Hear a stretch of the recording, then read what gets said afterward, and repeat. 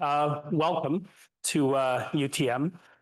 I've been here at UTM in one capacity or another since 1989, so that ages me. My training is as a paleontologist, which probably means most of the students that you are representing would have had some interest in at least until they were about 5 years of age. Maybe not much beyond that. I teach in a number of different areas. I'm part of the Institute for the Study of University Pedagogy, where I teach a couple of first-year courses. One actually addresses some of the things that I'm going to be talking about here today, which has to do with success and how we learn. So I've also taught in biology, and I've taught in chemical and physical sciences. I've done a number of different things. So wore a lot of hats over the last 30 plus years. So making the transition, this is always something that when I see my students for the first time in their first year course, some of them actually are still very panicked because of what their high school teachers told them. High school teachers would have said, well, in university, you know, they don't care about you. The professor doesn't know who you are. You're just a number. And when you teach in a big classroom like this one, you'll have 500 students in here. Honestly, as a professor, you're not going to see everyone. You're not going to interact with everyone. You might see the first few rows. That's pretty much it. So it's important that students recognize that just because they're, one face in a very large crowd, that the professor will still respond to them, but they have to initiate, right? A lot of times at the end of lecture, I'll have a handful of students that'll come right up to the podium, ask questions, do all kinds of things, just even sometimes introducing themselves. One thing I can guarantee you is if your student goes to a professor and asks them about their research, that conversation will not end. It's going to go on. And I've noticed this. A student will come in, and after a little bit, I have a class, sorry, professor, so they're trying to get away, and I'm still going on and on about research. So if the best way to succeed, the most effective way to succeed is to become involved. And that's kind of what I'm going to go through today. So what are students' expectations? Most students want to do well. So their expectations are often surrounding grades. And I would argue that there's absolutely an important aspect to that, but I would argue that the grades will follow if the right behaviors are in place. So if you're concentrated too much on the grade, for example, let's say you have your first quiz, and in high school you never had a mark below an 80. And at times you didn't even work for it, you just figured, I know what I'm doing. So you never had a mark below an 80, and your expectation is that's going to remain. And you figure, that first quiz stuff, it looked fairly straightforward. And you studied, or at least you looked at the required information, you had it all ready to go, and you get your quiz back. I just lost my list.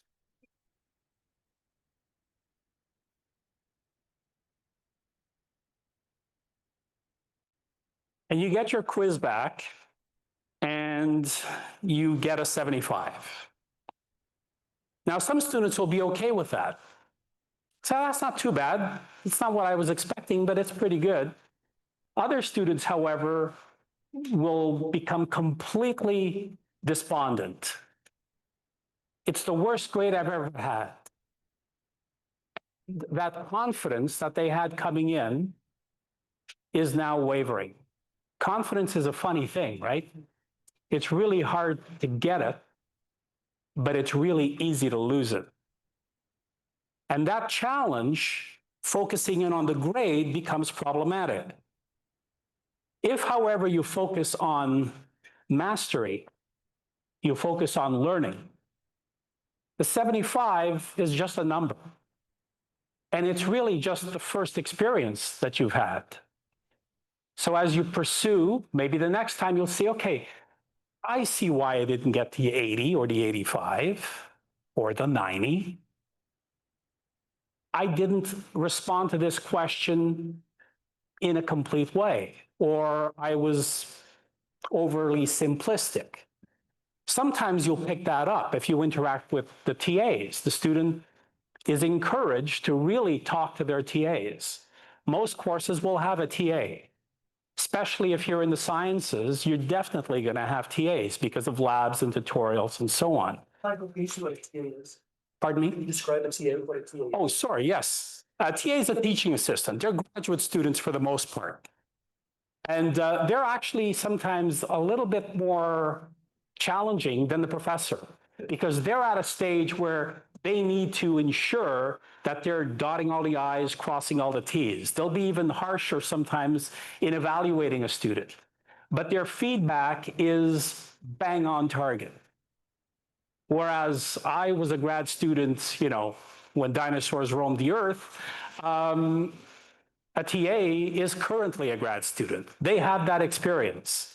They know exactly what it's like. They also probably have only recently become a graduate student, so they'll have a greater connection to the other experiences that your students will find.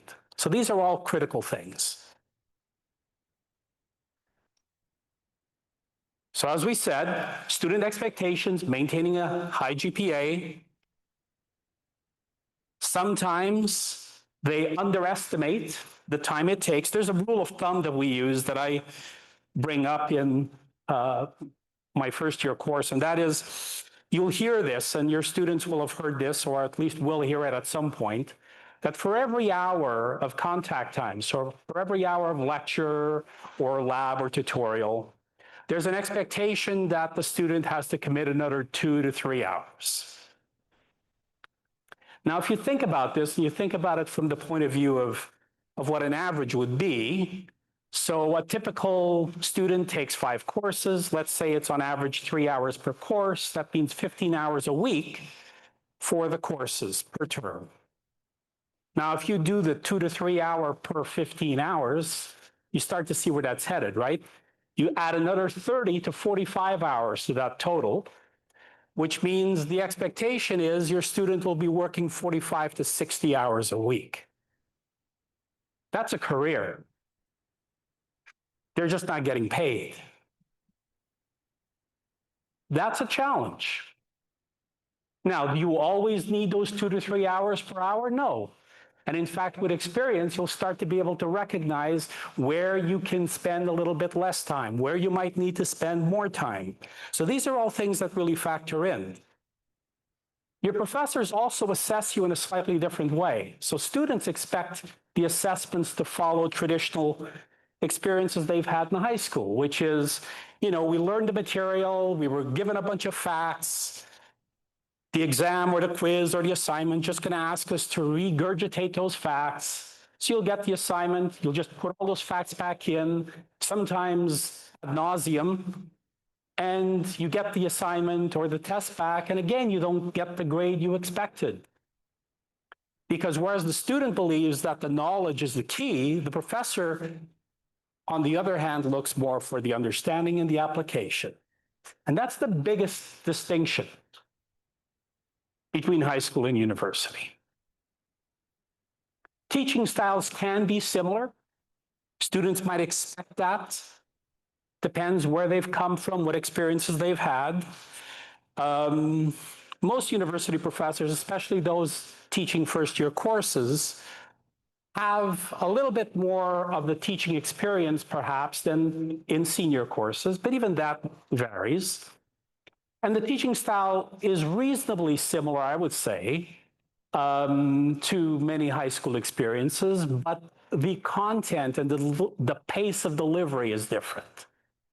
And that's a big, big thing. So for example, in my first term class starting next week, wow, it's starting, yes, next week, I have tutorials and an assignment the first day.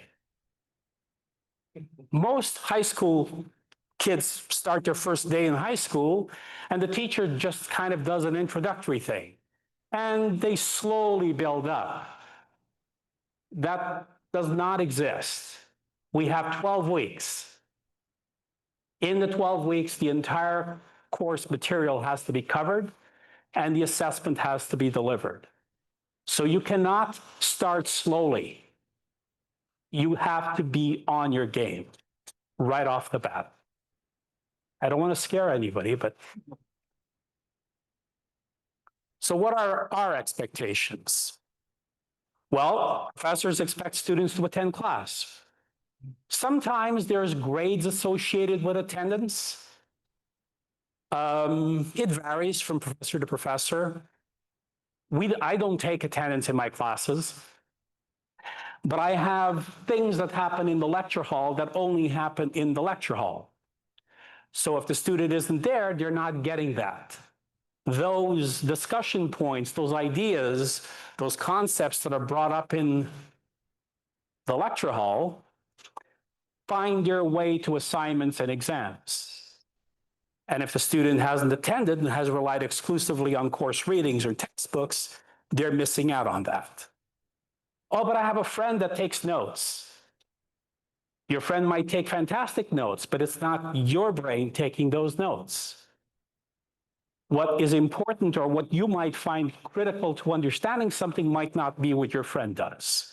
So again, these things matter. In addition to attending classes, we expect that students are prepared before they come,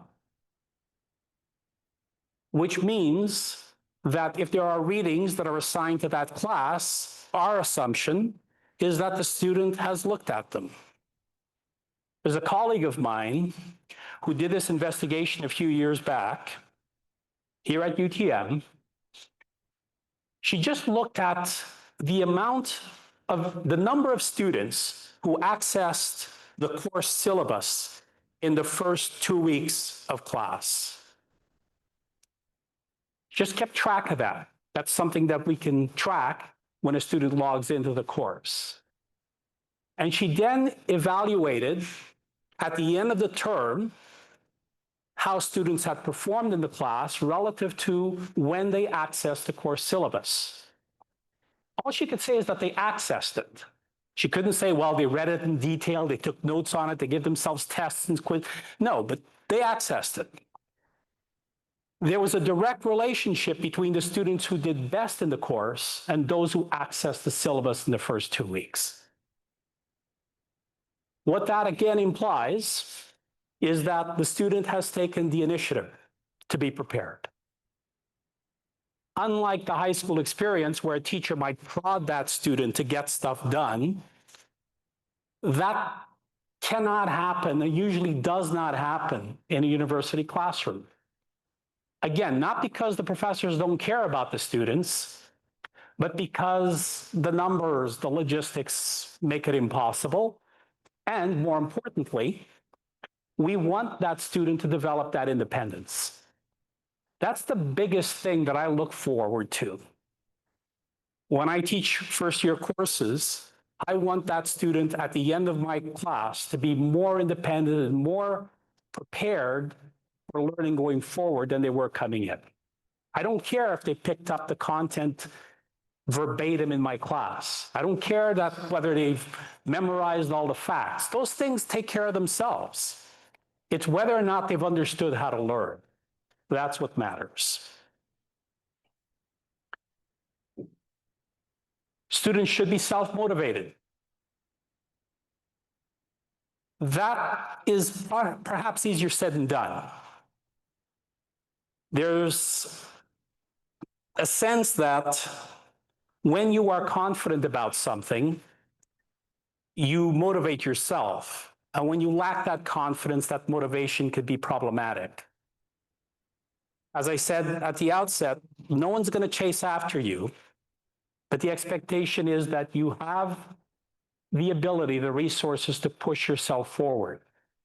The Academic Skills Center is available to all UTM students and provides all kinds of insights on how to be more fully prepared. They coordinate a program called Facilitated Study Groups, which helps Students coordinate with peers and study course content. These facilitated study groups are led by former students who are still undergrads, but who have taken those courses and excel. They're not tutorials. They're not substitutes for TAs. These facilitated study groups are not someone teaching your student how to understand course material in a specific way or how to give answers. They are there to help guide how to learn. And the opportunity to interact with peers is very, very helpful because it provides you with an opportunity to explore things that you might not have thought of.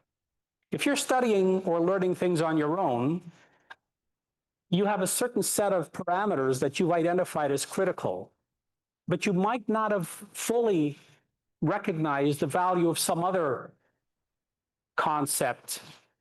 But if you're in a group, maybe someone else in that group has considered this other idea.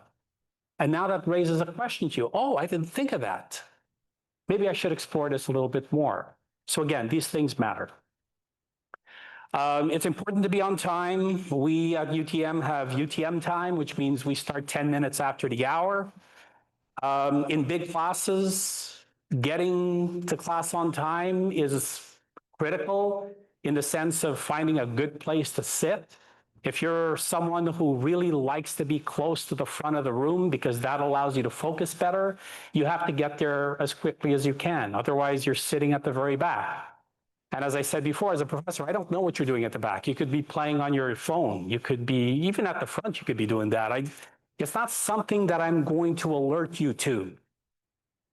If your phone goes off in class, I might, alert you to it, But if you're just, doing whatever it is you want to do, checking your social media and so on, that's very little I can do about that, right? But again, that's part of the self-motivation piece. So what is student success? Well, there's academic performance, which I think most of us consider of significance. There's the social and emotional well-being, which has already been discussed here today, and the extreme value that that entails. The critical thinking piece is something that's intriguing because every university student can think critically, but many resist thinking critically. And there's some interesting research on why that might be. Critical thinking is painful. It requires effort. I often use this example when I'm talking about this in my first year class with students. Humans evolved to minimize the use of energy. Because if you use too much energy, you might not have enough resources to compensate for that use and you die. The primitive part of your brain doesn't know that you live in a modern society where you can access most of your needs fairly easily. It still expects that energy must be balanced. And if you're thinking critically or you're trying to, you're burning calories, you're using energy, and your brain doesn't always like to do that. So there's a natural resistance to doing that. However, if you train yourself to do it by giving yourself regular routines to follow, your brain feels less stressed. It starts expecting it. The best example I give, and the one I'll share with you, is when you get up in the morning, you do essentially the same thing every day. If something deviates from that routine, your day is messed up. If you didn't have time for that coffee, if your alarm didn't go off, you start off frazzled. Why? Because you have a routine that's become a habit. It's the same thing with learning. Establish that routine and it becomes habit and you just do it. It doesn't feel like work anymore. Your brain doesn't get stressed and you have a much more relaxing experience. Find interests. joining an academic society, becoming engaged with something. There's so many opportunities here at UTM for students to explore all of their interests. There are numbers of clubs, there are athletics, there's music, there's all kinds of stuff for every individual interest. Plus, we have a beautiful campus that could be explored. We're basically on a conservation area. Credit Valley is a place where you can see all sorts of wildlife. Deer are common. In fact, there's a building here on campus called Deerfield Hall because it's very common to have deer walk through as you're walking along the paths.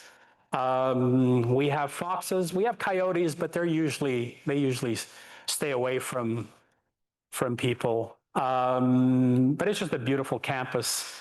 And if your interest is in nature, there's a lot to do there too.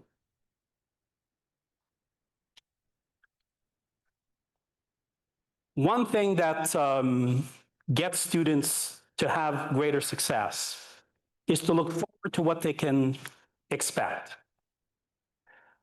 And one of those things, in first year especially, is the opportunity to start learning about opportunities for research going forward.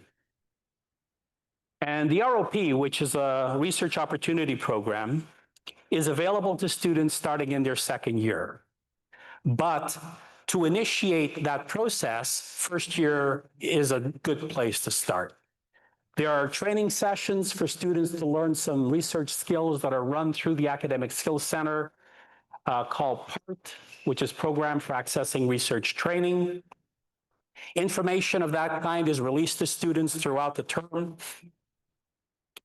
This kind of opportunity allows students to start to see what research is like, talking to your professors about their research and finding if there's opportunity to do research with them is something that's also very worthwhile to do. I have 5 ROP students this term.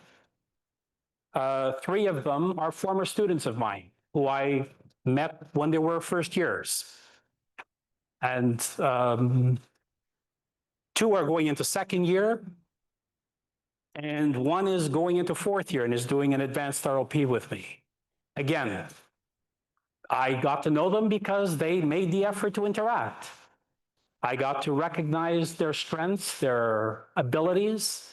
And when it comes to applying for research opportunities with professors, sometimes you might have, like I have 5. I know some colleagues of mine might have as many as a dozen. It's rare though, because a lot of time and effort that goes into that. But even in situations where you might have a dozen or so ROP spots for a student, for a group of students, there might be 100 to 150 students applying for those spots. So it's competitive. But again, if the student has made the effort to interact with that prof and has learned to recognize the opportunity, then that increases their chances of success. There's work study positions that are available. Most departments have bulletin boards where they hand out all this information. There's internship and co-op programs. There's study abroad programs, which was also mentioned earlier today. I have a colleague who just got back from the UK. I think he was at Cambridge. It's either Cambridge or Oxford, where he does an intensive summer study abroad for UTM students. So there are a number of opportunities to encourage students to become more engaged. How can you help your students? Basically, by being here, it tells me a lot about your commitment to helping your student. They are moving into another stage of their lives where they'll become more and more independent, but they are still at a learning phase, right? Especially if they're coming from an environment where they're the first university attendee. That can be a challenge for them. They're unfamiliar. They don't have the resources to go and find and get advice. Like with my own two children, they were lucky in that sense because I've been here. I could tell them, oh, you shouldn't be doing that. You might want to consider doing this. And even then, they still find their own way of doing things, right? I mean, if a parent tells them something, it goes in one ear out the other usually. So, but at the very least, the opportunity to provide them guidance if they so desire it. So being here is a big part of it. Independence is the key. You have to recognize that they need to make the decisions for themselves. Pedagogically, it's extremely valuable from the point of view of ensuring that they recognize the importance in making decisions, in taking risks. One of the things, for example, with my own students, in my ROP students specifically, is my early ROPs, the ones that are just entering into second year, I do a lot of guidance. I give them a lot of specific areas they need to explore. I might even help them or initiate the research type question and so on. As I move up into third and fourth year, I become more hands-off. In fact, by fourth year, my expectation is the student comes up with the question. And I'm more of a facilitator than anything else. So again, as your students come in this first year, they might need a little bit more guidance. You know your student best. Sometimes they work best if they're prodded a little. Sometimes they work best if they're left alone. It really varies from individual to individual. That's something that they need to get a handle on. They need to figure out. And it's okay. I mean, it's never easy, but it's okay to have some failure. No one ever wants to hear that. But sometimes it's what you do with that failure that allows you to become more proficient and more successful. So one of the things that we do with independence pedagogy is we look at a growth mindset and considering where you are and where you want to go, and recognizing that every opportunity is a learning opportunity, and not focusing in exclusively on the measure of success on the basis of grades alone. That's a part, but recognizing the importance of progress. So what are some of the key things? This basically, a lot of these slides really are mimicking what I'm talking about, but they're really about giving you an opportunity to be engaged and involved with your students' experience, but also know when it's important to give them the chance to take a risk. I talk to my own students in my courses about that. I emphasize that one of the things that, as a scientist, that I always look for is I look for interesting questions. Sometimes students will come into some of my courses and think of science as a program that, or a discipline that seeks answers, and that's partly true. But you can't seek answers unless you come up with a question. So the emphasis has to be on the question. Why, how, in what manner are you going to achieve what you want to achieve? And that's the scientific method, but it applies to virtually everything else. Every time you want to do something, you have to ask yourself why you want to do it, how are you going to do it, and what do you need to do to get it? Everything you've learned to do, you follow those steps. If you play a musical instrument, you follow those steps. If you ride a bike, you follow those steps. If you learn how to swim, if you learn how to cook, whatever it is that you do, you follow those steps. Why are you doing it? How are you going to do it? And in what manner? So what I try to encourage students to keep in mind is that keep your human focus in place. We are, now you'll get people arguing against me, but we are the most successful vertebrate species on this planet. There's a reason why we are that. The reason is because no other organism on this planet has the capacity to think about what they're doing.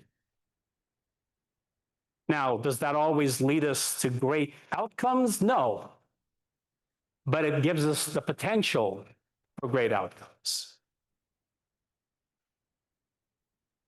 If your student is working through the term and starts to look frazzled, not getting enough sleep is usually the biggest problem. Everyone gets sick at midterms. So usually by mid-October, when midterms start to come, there's a wave of illness that kicks in. And then that peters off, and then there's another big wave of illness as the December exams kick in again. And that's because most 18 to 25-year-olds need, according to medical research, about 10 hours, 8 to 10 hours of sleep, and very few of them are getting 8, let alone 10.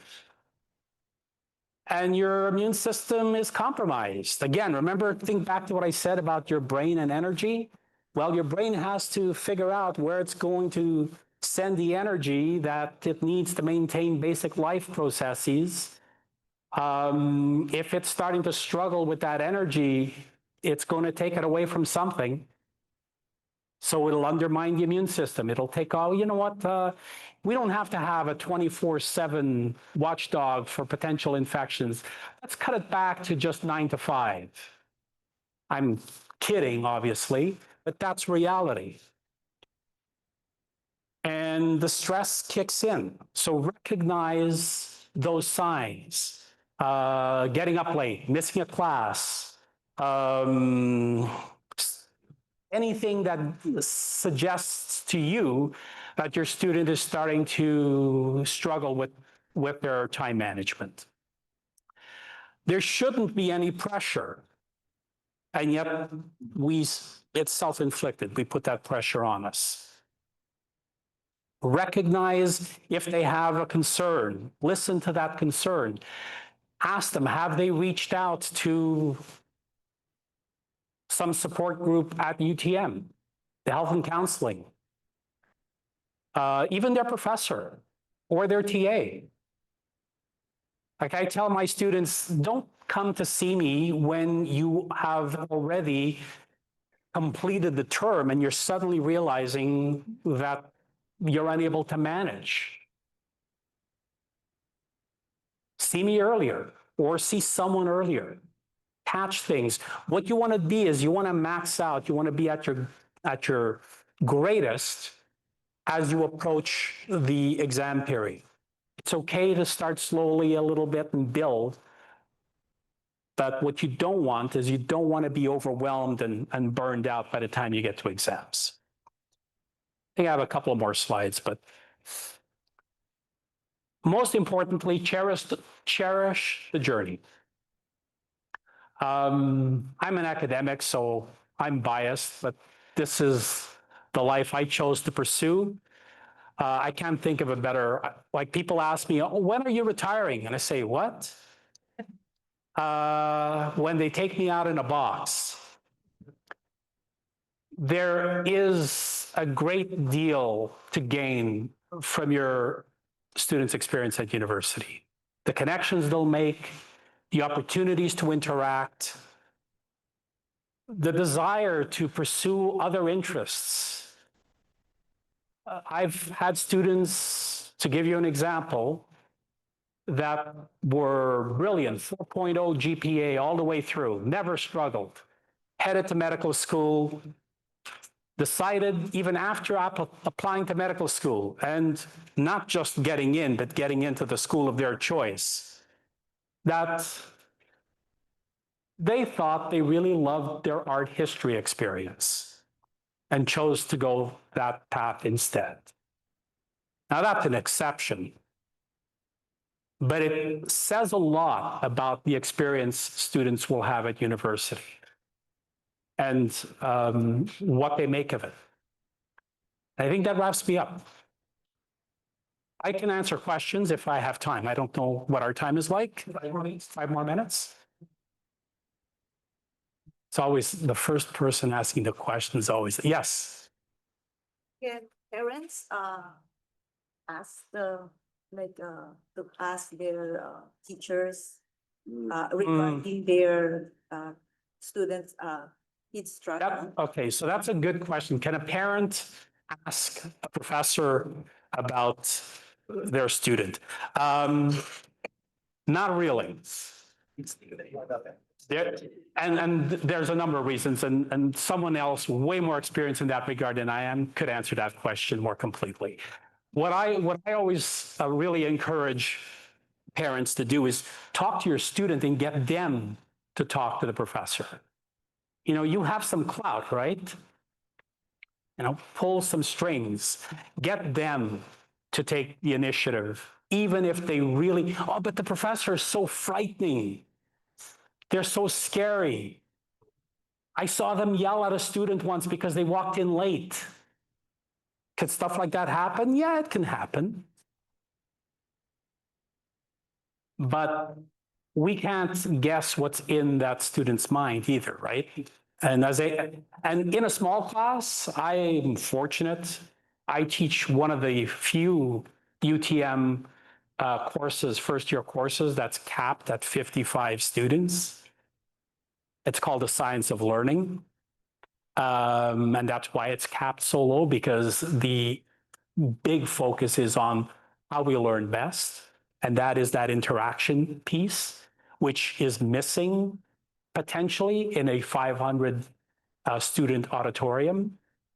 But the opportunity for the student to push through that morass, that huge number, into a smaller group, office hours. Professors are there, right? Usually the first 3-4 weeks until midterms start to roll in, I don't see a single student in office hours. I'm still there. I'm doing work on my computer or whatever. The odd time, students will come in, and sometimes they'll say, and they'll say, oh, I'm in your class, such and so on. And I'll say, oh, what can I do for you? And say, well, I don't really have anything. I just wanted to talk a little bit about your career path. Big mistake on the part of the student asking me about my career path. Or they say, I just had an interesting idea that I thought of in one of your classes, and I just wanted to ask you what your take on it is. That's really valuable, right? That's the kind of stuff. There's no pressure. There's no panic. There's no grades involved. It's just that discussion piece. And sometimes the feedback that comes from that, both from my side, the feedback I get from the student, as well as what I talk to the student about, can lead to opportunities going forward, can eliminate a potential risk factor that might have otherwise occurred. So thanks for being here. I hope I was helpful in some capacity, and maybe I'll teach one of your students, who knows?